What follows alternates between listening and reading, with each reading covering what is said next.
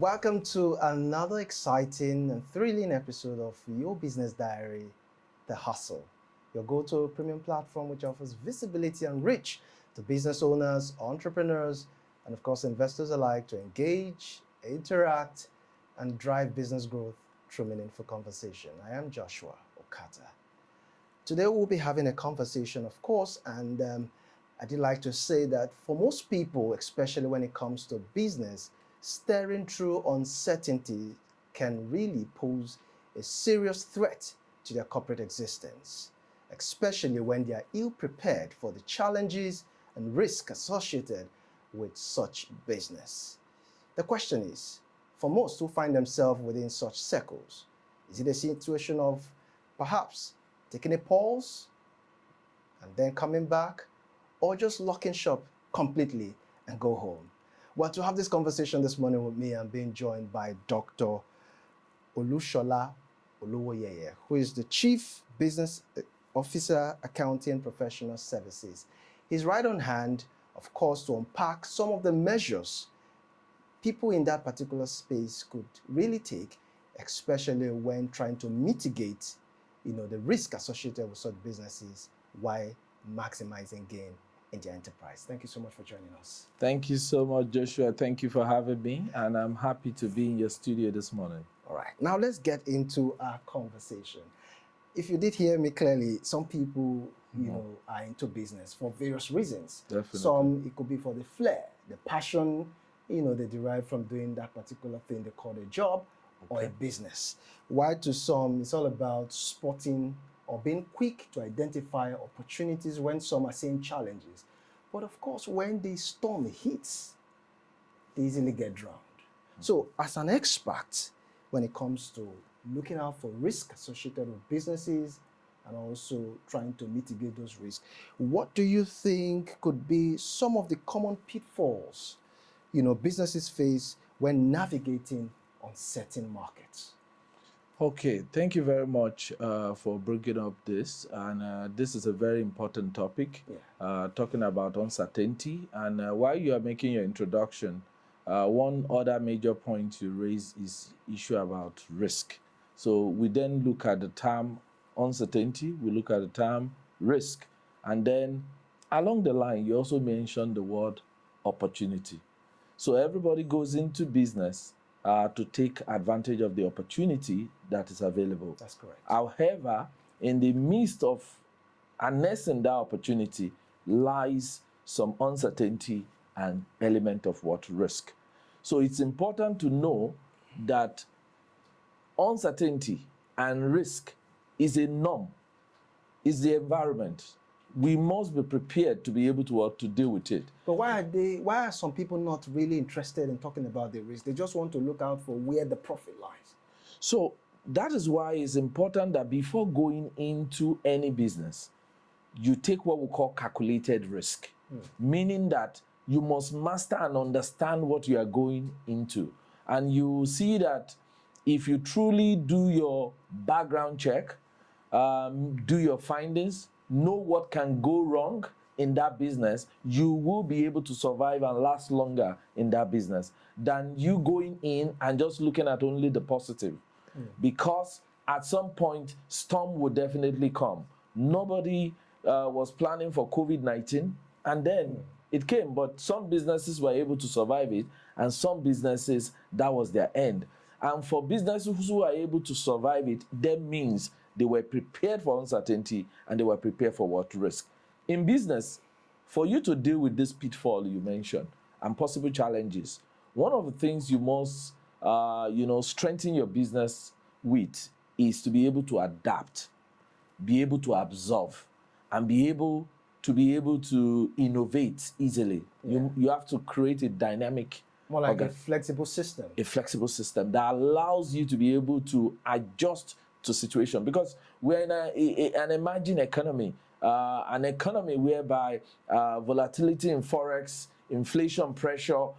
You must be able to build all of this into the narratives of your business so that you can be able to weather any form of uncertainty and turn the uncertainty into opportunity as against seeing it as a drawback. All right. Now, some businesses or virtually all businesses have their face. Right. So, Definitely.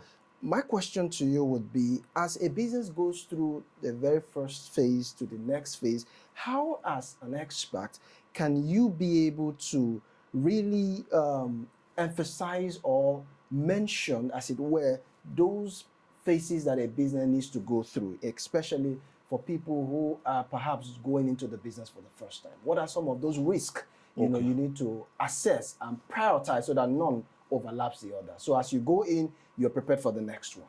Okay, thank you very much. When you look at risk and you look at the face of business, there's no time of the business that there's no risk. Even at the start, at the middle, and even when you have now become a very big organization that has lasted the test of time. Because we should also look at risk as some risks are avoidable and some risks are unavoidable. The best you can do to some risk is to minimize them. You cannot eliminate them. So how do you go about this in kicking off your business? First is, before going into your business, you must equip yourself with what we call strategic foresight.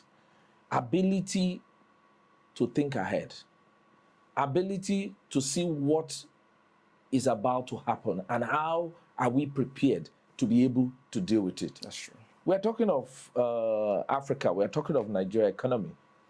And we're almost, we're already talking about election. So what are the possible things that are likely to happen? You need to be able to look at the history. Some businesses are going to thrive much than ever before as a result of this election period. There'll be quite a lot of printing. There'll be quite a lot of media. It's your season. Especially to those who are close to whoever wins. So, perhaps. Not necessarily even when they win, but in the process of campaign, both those who are going to win and those who are going to participate, everybody wants to showcase what they have to offer. So as a business leader, you must be able to demonstrate strategic foresight, ability to see what is about to happen, understand your environment, and get into taking the opportunity and advantage that is there. Number two, you need to also build what we call operational agility. How agile is your organization? How efficient is your organization? If we say major activities are now going to be happening in Abuja, are you ready to move? How digitally ready is your business? Or your business is still in the traditional way, whereby, I don't know how many years ago, I think it was Bill Gates that says any business that is not on the internet is not a business. So you're looking at the kind of business that's still operating within the brick and mortar kind of operation. It's important that you are also digitally ready. Then very important for you to also be able to manage each phases is to put a good governance structure and control from get-go. When you are starting off your business, don't say because it is small is why you are not keeping your books. Don't say because it is small is why you are not separating your funds from that of the business. And apart from that, you as the one steering the business, you that is going to be in the forefront of the business, must always continue to educate yourself. Continue to be aware of what is happening around you and be able to provide that discipline, provide that leadership, and provide that ability to seek for necessary support as you go along. Because this African proverb says, if you want to go far, let's go together. So collaborate or partner and seek for all necessary support for you to be able to weather the storm all through the period of uncertainty. All right. Now, you talked earlier about the issue of being ready, especially when it comes to how, agile your business is. Correct. Talking about the digital means and all that. Can you speak a little bit more on how you can build on resilience? Now, the second name to any business that will survive in this era is equals to resilience. Meaning, you must be resilient as a business. You must be ready to evolve, turn things around, ready to adapt. Just like the word I used earlier, adapt, absorb. Be able to turn things around and be flexible such that you are able to see what the current realities are and be able to survive in that era. If businesses are now done on digital marketing and on social media, you need to play there. You need to play where your business matters what most. We're talking earlier about consulting business. We're talking of shortlet. We're talking of manufacturing. Each of these businesses have their unique and sector peculiarities. Yeah. However, all of them thrive on the media. So if you don't build digital systems around your business, your survival will be threatened. So any business that is not ready to evolve, any business that is not ready to adapt, any business that is not ready to take change as a norm will not be resilient and will not be able to survive the test of time. All right, now there is this notion out there that people who make the most, especially when it comes to profit and business, are those who are big when it comes to taking risk. So how do you, as an expert, explain the point where you have to balance the risk you take in business, also while maintaining your operation in that particular space? Yeah, that's a very interesting question, and I would like to use this general saying in financial management that says the higher the risk, the higher the return. And when we look at risk at operational level, at business risk level, at geographical level, even at a continent level, Africa, among all other continents, is seen to be high risk. So also high return lies here in Africa, because there's still quite a lot of opportunity, untapped, areas of potentials that you can really explore. So for every business that wants to go look at what is happening with Nigeria with the refinery, it's a big risk, huge risk, to go into that. And today, here we are. Nigeria has now become that, focus area for the world. If you are looking for a very good petroleum product, you need to talk about Nigeria. There's another major one now, the risk in agriculture. You see what government has already done as regards shea butter, and I think they're extending it again for another 1 year. There's not going to be. So we're trying to do things differently from this part of the world, which means that the higher our risk, the more opportunities are lies, and the more gain you will be able to take as a business. So it's important from time to time to measure your risk, be smart about your risk to be able to turn it toward opportunity. And in crisis is where the real opportunities are. Major businesses thrive in crisis, meaning you are able to weather the storm and come up with a solution that make your business become extremely profitable. All right, we'll be touching some very sensitive areas, but that will be, after this break. But I just need you to have it at the back of your mind when it comes to data analytics. Okay. How important is it? Is it something that we should just trash in the history of dustbin, or is it something that should be factored in when analyzing risk? And that will be shortly after this break. To stay with us.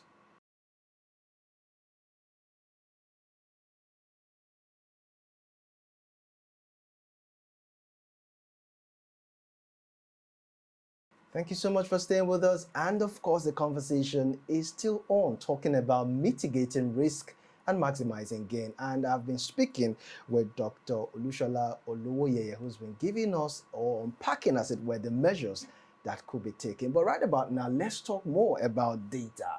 Okay. There is this common saying, it's actually, attributed to someone, which I will not mention the name, who said, nah, statistics we will chop. Well, now that brings me to the question now. How important is data? Okay, that example you use, or the the statement that is it data we will chop? That statistics we will chop. Is it statistics we will chop? It's important to know that data is life. And some might look at it from the digital perspective. However, I need us to look at it from business perspective. All right. We are no longer in the era where you assume when it comes to taking decision. You need to take data-driven decision, meaning every organization must pay attention to collating data in the right way, in the right manner, Yeah. to be able to help them take informed decision, to be able to help them, scale up, know even the kind of opportunities that is around them. Now that most of the financial transactions, beyond just the traditional banking to commercial banking, now we are talking of fintech. You now see volume of activities that goes through most of the fintech companies, and they are now sharing data, and it's then giving you insight, because we are now in the era of, we are looking beyond numbers now. We are looking at what are the insights that are coming from this data. Nigeria happens to have one of the most young population in the world, which defines our potential. Africa is leading in that space, meaning that data is clearly showing that we can do better. The recent data that was also just released by World Bank, showing Nigeria as number 6 in terms of GDP growth that is expected, has also put Nigeria in the map, because data speaks a lot of volume, and every business must take it seriously. And I want to chip in and advise very quickly. If you have not paid so much attention to keeping data in your business before, whether small, medium, or big size organization, put a structure around it now. Number of customers that come in, number of calls that were made, all this data, you need to keep all of them. Then, before you don't start talking of your transaction volumes and everything, because even with the new tax law in Nigeria now, it's all about accountability. It's all about you being able to throw the data back to the regulators, to the agency, that this is truly what my transactions looks like. Otherwise, you would then have to be be doing a lot of explanation. So it's important that we take data very seriously. All right. So what you've spoken so much, in fact, extensively, about why risk in business needs to be factored in. But then, in practical terms, how can businesses integrate it into their businesses when it comes to overall business strategy? In practical sense. Okay. In practical sense, for you to integrate risk into your business structure, there's something we call risk control self-assessment. You train your staff from get-go, your security man, your front desk officer, to be conscious about what it means if they fail to do their work the way they should do it, how it will impact on the business. Okay. So in most organizations that we have supported in designing enterprise risk management framework, we go through, first of all, an orientation, a culture of training people to understand how risk is everybody's responsibility, not one particular department or one particular unit. Every staff of the organization, the owner itself, the people that are working with the owner, to the most junior staff, have a role to play in managing risk. So we need to, first of all, set that right tone, put in the right culture in place for people to understand risk, be able to identify risk, be able to assess risk, be able to monitor risk, to be able to manage to manage risk. All and right. Then they need to also be able to report on risk, meaning get them to be accountable for issue around risk. All right. So at a point where your business goes public, okay, then you're not having shareholders. Some people have this mindset, where your money is, so your heart is. So I don't know how that coinage is. But then, how do you, as a business owner, having the understanding that you have shareholders within your structure? Okay, thank you very much. And you've touched on a very, very important point. Why risk management, uncertainty, and most importantly, putting an enterprise risk management process in place in your organization. How it gives assurance to the investors, to stakeholders, to give them confidence that you are doing things in the right way and in the right manner. Yeah. It's important that you set the tone from the top. As you are starting off, you pay attention to issue of governance. Whether your business is starting off with 3 staff or 4 staff, 1 location, 2 location, how does this business get to be accountable? So issue of governance, issue of setting up, even if it's just an advisory board, okay? the board members don't necessarily have to have shareholding. We're still going to talk about the board members and top leadership within that sphere. Governance is very critical. Yeah. Another thing you need to do is to set controls in place. At minimum, have a way to keep your books. Meaning, you could use any of the online version. You could also keep it in an Excel, whatever. But the era of technology now and the amount of apps that are available, you no longer have excuse why your business should not be transparent. Because that's what gives investors confidence. That's what gives shareholders confidence. Your books are prepared on time. You are able to make disclosure. These are things that gives investors confidence. And these are things that risk management process will make sure that you put such processes in place so as to make sure that the wealth of the providers of capital is adequately secured. Does that apply to people at the board level and the leadership level? When it comes to communicating risk issue. Yes. Now, the way you manage risk, like I mentioned, is at all levels. The board have oversight on what the management and the executives of the organization will do. Yeah. The top managers are there on day-to-day, but the board from time to time must review the activities and be able to point the executives in the directions that they should follow. And they should know, based on Code of Corporate Governance, averagely on a quarterly basis, the board needs to sit and review the activities of the business and provide feedback. And that's why one of the recommendation of the codes also states that it's more better to have more independent non-executive directors than executive. Really? So that in some climb it is 50-50.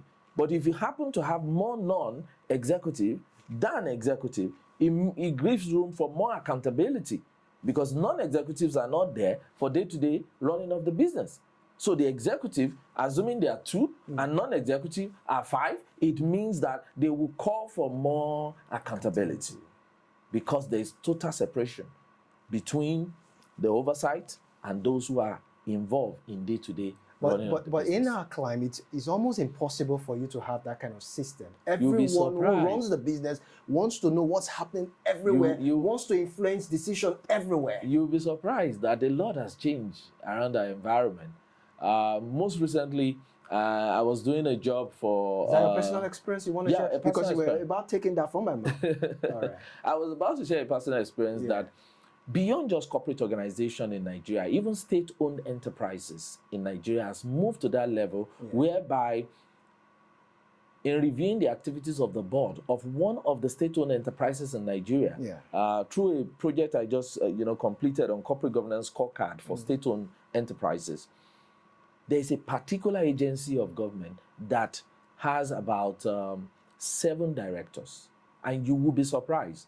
There is only 1 that is executive. The remaining 6 are non-executive in a state-owned enterprises. So if an agency of government can take issue of corporate governance that seriously, then corporate organizations don't have any excuse.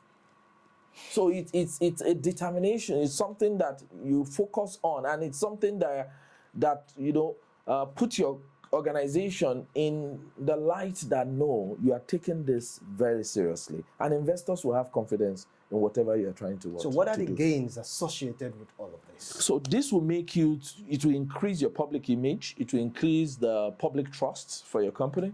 You will also attract some form of funding because they see good corporate governance in your organization. All right, now, so as we custom, what is your parting statement for someone who is watching who might likely want to toe your line of thought? Okay, so for anyone who would like to start a business or currently running a business, it's important that issue around corporate governance should be taken very seriously. We should also continue to learn more about risk management, and we should also know that in the midst of opportunities in the midst of uncertainty lies the opportunity. And we should continuously strive to turn those uncertainty and those risks into positive so that we can come up with intelligent solutions that will maximize the opportunities of the organization. So let's continue to learn, let's continue to be aware, and let's continue to go out there and do business differently to provide a excellent solutions to different stakeholders, and we're able to add value to the entire community as a whole. Thank you so much, Doctor, for sharing Thank you your very thoughts with much. us. Thank you very much. We've been speaking with Dr. Olushola Olowoyeye, Chief Accounting Officer, Chief Business Officer, Accounting Professional Services, I beg your pardon, and he's been unpacking some of the measures when it comes to mitigating risk while maximizing profit. That's the much we'll be sharing with you today on the episode. Many thanks for watching, and I'll see you next time. Bye for now.